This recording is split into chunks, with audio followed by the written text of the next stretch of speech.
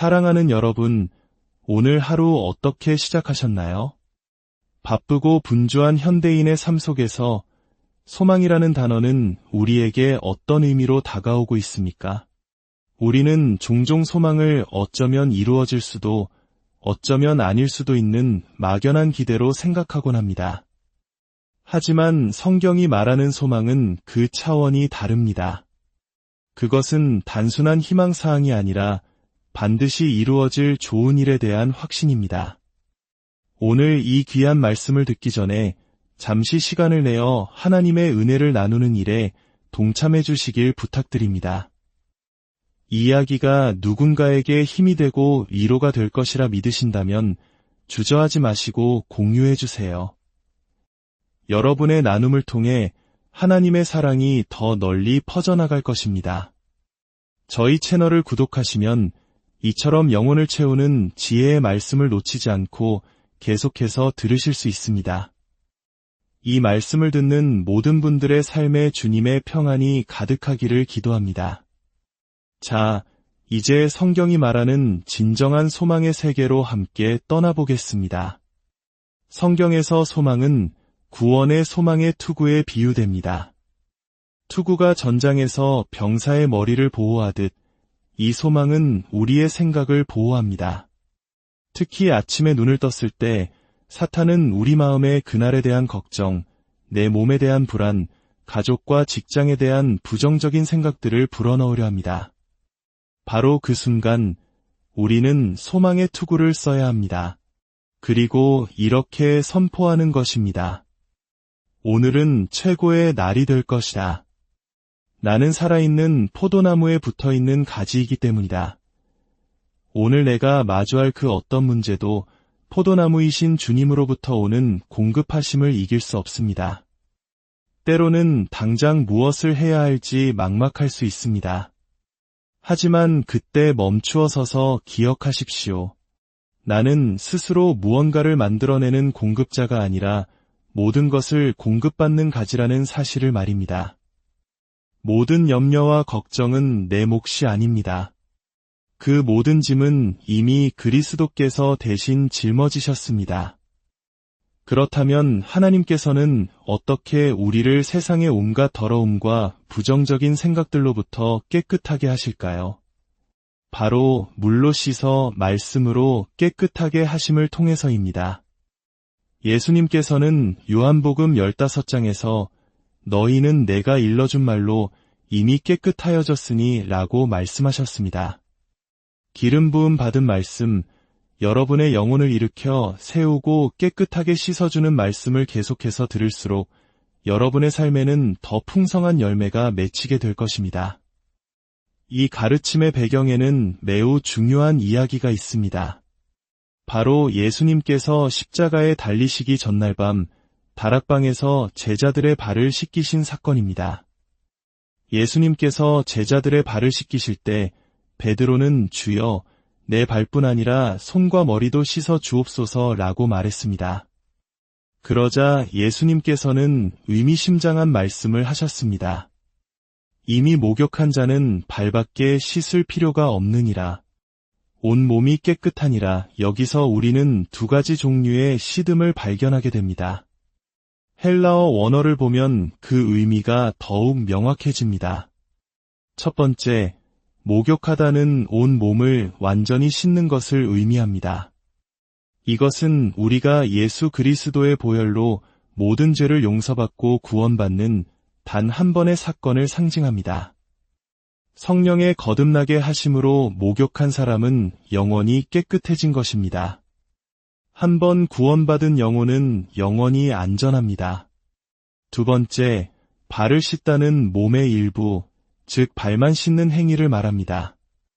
이것은 구원받은 우리가 매일 세상을 살아갈 때 묻게 되는 죄와 허물, 세상의 먼지들을 씻어내는 것을 의미합니다. 우리는 어떻게 매일 우리의 발을 씻을 수 있을까요?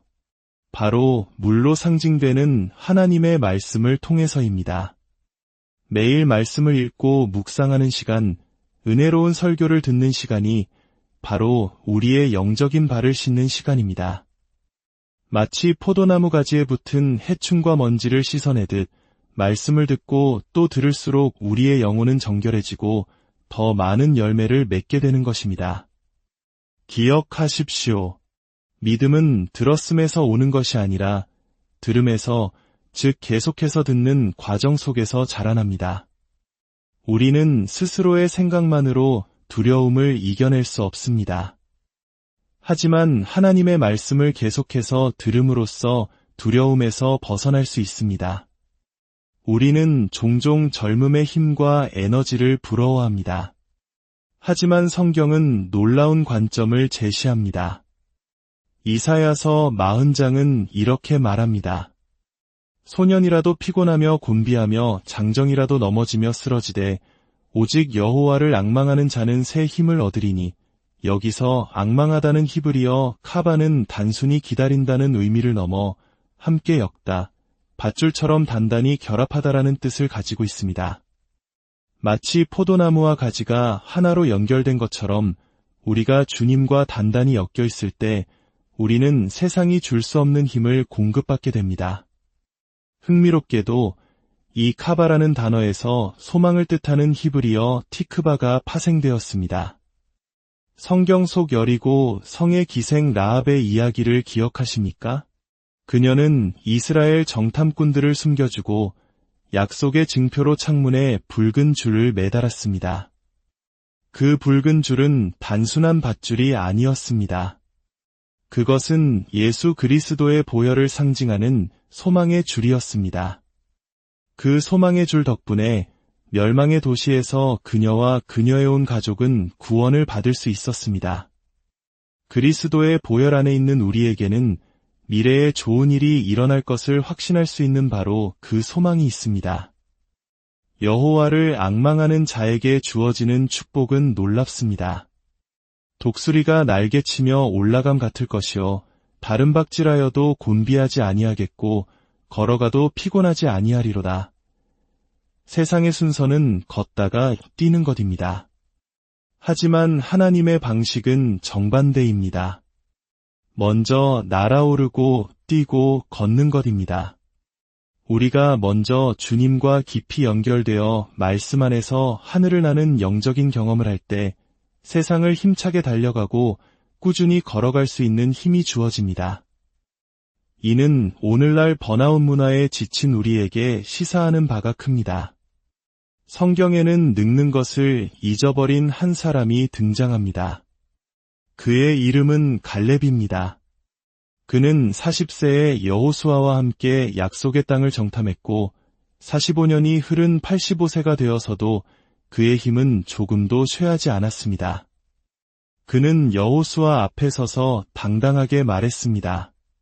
보소서, 여호와께서 말씀하신 대로 나를 생존하게 하셨나이다.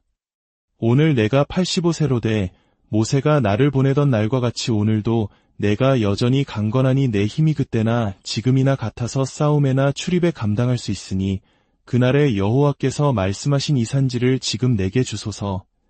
세상은 나이가 들면 한물 같다고 말하지만 하나님의 사람은 아니 이제 저 산을 내게 달라 고 외칩니다. 85세의 갈렙은 그 산에 버티고 있던 거인 족속 아낙 자손을 몰아내고 그 땅을 차지했습니다. 그는 세상의 잡지나 건강 프로그램을 보며 나이 드는 것에 대한 두려움을 키우지 않았습니다. 그의 의식은 오직 자신을 살게 하시고 힘주시는 하나님께만 향해 있었습니다. 사라의 이야기도 마찬가지입니다. 그녀는 나이 90에 이미 생리가 끊겨 아이를 낳을 수 없는 몸이었지만 약속하신 하나님을 신실하신 분으로 믿었습니다. 하나님은 그녀의 젊음을 회복시키셨고 폐경을 거슬러 생명을 잉태하는 기적을 베푸셨습니다. 사랑하는 여러분, 우리는 세상 속에 있지만 세상에 속한 자가 아닙니다. 우리는 죽은 가지가 아니라 살아있는 포도나무이신 예수님께 연결된 살아있는 가지입니다. 사탄은 우리가 열매 맺는 것을 미워하기에 우리에게 끊임없이 속삭입니다. 통증을 느껴봐라. 그 증상을 봐라. 너는 늙어가고 있다. 기억력이 예전 같지 않지? 그것이 노화 과정이라는 의사들의 말에 동의하게 만듭니다. 하지만 그럴 때마다 우리는 예수 그리스도의 이름으로 단호하게 거부해야 합니다. 우리는 아브라함의 자손이여 사라의 딸들입니다. 우리의 젊음은 주님 안에서 독수리처럼 새로워질 것입니다. 혹시 이 자리에 아직 살아있는 포도나무에 연결되지 못한 분이 계십니까? 길 잃은 양처럼 방황하며 우리를 사랑하시는 하나님을 외면하고 계셨습니까? 하나님은 우리가 그분을 알기 전부터 우리를 사랑하셨고 우리가 아직 죄인 되었을 때에 그리스도를 보내 우리를 위해 죽게 하셨습니다. 그리스도께서 우리의 모든 죄와 저주를 짊어지셨기에 우리는 그분의 의로움과 축복을 선물로 받게 되었습니다. 이 놀라운 진리를 마음으로 믿기 원하신다면 저를 따라 이렇게 기도해 주십시오. 하늘에 계신 아버지 하나님, 독생자 예수 그리스도를 선물로 주심에 감사드립니다.